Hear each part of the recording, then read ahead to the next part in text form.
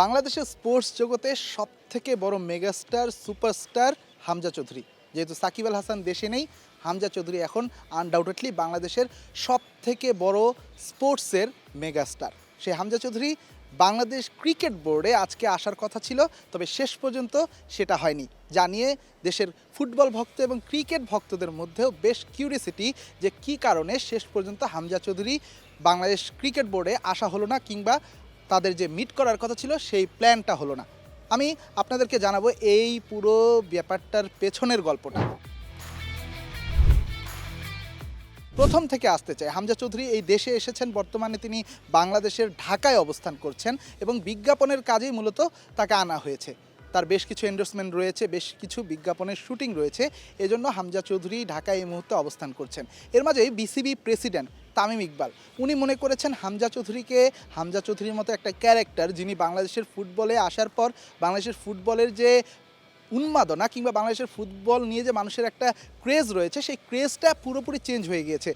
যেখানে ফুটবলে ভক্ত কিংবা মাঠে দর্শক পাওয়াটাও দুষ্কর ছিল, সেখানে হামজা চৌধুরী আসার পর এখন যখন ম্যাচ চলে বাংলাদেশের, স্টেডিয়ামের বাইরেও আসলে 5 থেকে 6 হাজার মানুষ ওয়েট করে, কারণ তারা টিকিট পায়নি খেলার।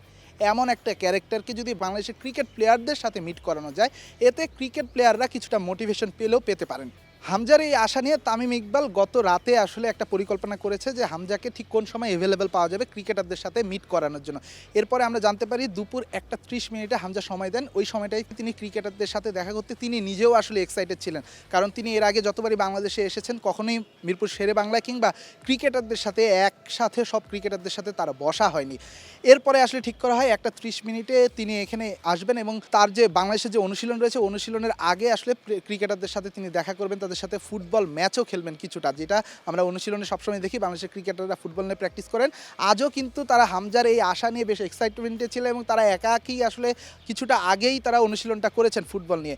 কিন্তু বিজ্ঞাপন নিয়ে আসলে হামজা চৌধুরীর ওখানে একটা টাইমের হেরফের হয়ে যায়, যে বিজ্ঞাপনের কারণে তার ওখানে দেরি করে ফেলেন। এরপরে আসলে তামিম ইকবাল মনে করেছেন যেহেতু টেস্ট চ্যাম্পিয়নশিপের একটা ম্যাচ রয়েছে এবং ক্রিকেটাররা আসলে প্র্যাকটিসের মধ্যে যখন ঢুকে যায়, ধরুন আপনি ক্রিকেটার হিসেবে আপনি হামজা চৌধুরীর জন্য পুরো ট্রেনিংটা আসলে 30 মিনিট পিছিয়ে দিয়েছেন। একই সাথে আজকে বিসিবির বোর্ড মিটিংটা সেই হামজা চৌধুরীর জন্য প্রায় 2 ঘন্টা পেছানো হয়েছে, দুপুর 2টা থেকে বিকেল 4টার দিকে নেওয়া হয়েছে শুধু হামজা চৌধুরী আসবে বলে। এবং একই সাথে তার সাথে কিন্তু বিসিবির যে অ্যাডহক কমিটি রয়েছে তাদেরও আসলে মধ্যাহ্নভোজের একটা পরিকল্পনা ছিল, কিন্তু শুটিংয়ের কাজে ব্যস্ত থাকায় ওখানে আসলে হামজা চৌধুরী কিছুটা দেরি হয়ে যায়। এরপরে যখন তিনি আসতে চেয়েছেন এবং তিনি মিরপুর শেরেবাংলা স্টেডিয়ামের ঠিক পাশে যে মিরপুর 10 নম্বর রয়েছে এই চত্বর পর্যন্ত কিন্তু তিনি এসেছেন, চত্বর থেকে শেষ পর্যন্ত তার গাড়িটি ঘুরে গিয়েছে, কারণ তামিম ইকবাল মনে করেছেন শেষ সময়ে যেহেতু এটা একটা টেস্ট চ্যাম্পিয়নশিপের ম্যাচ এবং ক্রিকেটাররা অলরেডি 30 মিনিট আসলে অপেক্ষা করেছেন হামজা চৌধুরী আসবেন বলে। একই সাথে বোর্ডে যারা অ্যাডহক কমিটির মেম্বার ছিল তারাও অপেক্ষা করছিলেন, কিন্তু যেহেতু টেস্ট চ্যাম্পিয়নশিপের ম্যাচ তাদের প্র্যাকটিস শুরু হয়ে গিয়েছে। এমন সময় ধরেন আপনি একজন ক্রিকেটার ব্যাটিং কিংবা বোলিং অনুশীলন করছে, ওই সময় যদি আসলে ওখানে হামজা চৌধুরী আসেন, সেটা তাদের যে মনোযোগটা সেই মনোযোগটা একটা বাধা তৈরি করতে পারে। একই সাথে এটা কিন্তু প্রফেশনালিজমের মধ্যেও আসলে একটা বাধা হয়ে দাঁড়ায়, যেটা তামিম ইকবাল মনে করেছেন। প্র্যাকটিস যেহেতু শুরু হয়েছে, হামজা চৌধুরীকে তিনি জানিয়েছেন যে ক্রিকেটাররা প্র্যাকটিস শুরু করেছে, আমরা আপাতত আমরা মনে করছি যে এই মুহূর্তে এই মিটিংটা না হলেও হয়, আমরা ভবিষ্যতে আরেকটা টাইম সেট করে আপনার সাথে আবার দেখা করাবো। কিন্তু তামিম ইকবালের যে এই অ্যাপ্রোচটা, এটাকে খুবই ভালোভাবে নিয়েছেন হামজা চৌধুরী। তিনি মনে করেছেন আসলে প্র্যাকটিসের মাঝে যদি তিনি এই মুহূর্তে যান, ওই সময় প্লেয়াররা যেহেতু একটা আলাদা মাইন্ড সেটে থাকবে, আলাদা একটা অনুশীলনের মাইন্ড সেটে থাকবে, সেটা আসলে বিঘ্ন ঘটতে পারে এবং তিনি এটাকে খুবই পজিটিভলি নিয়েছেন এবং শেষ পর্যন্ত তিনি আসলে মিরপুর 10 থেকে ঘুরে গিয়েছেন স্টেডিয়ামের খুব কাছে এসে।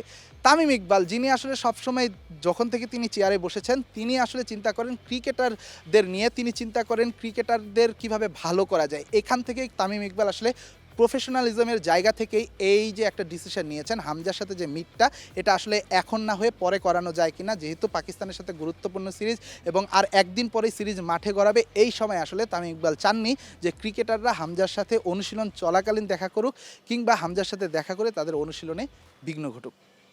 মিরপুর শেরে বাংলা ক্রিকেট স্টেডিয়াম থেকে রেদওয়ান শাওন, স্টার নিউজ, ঢাকা।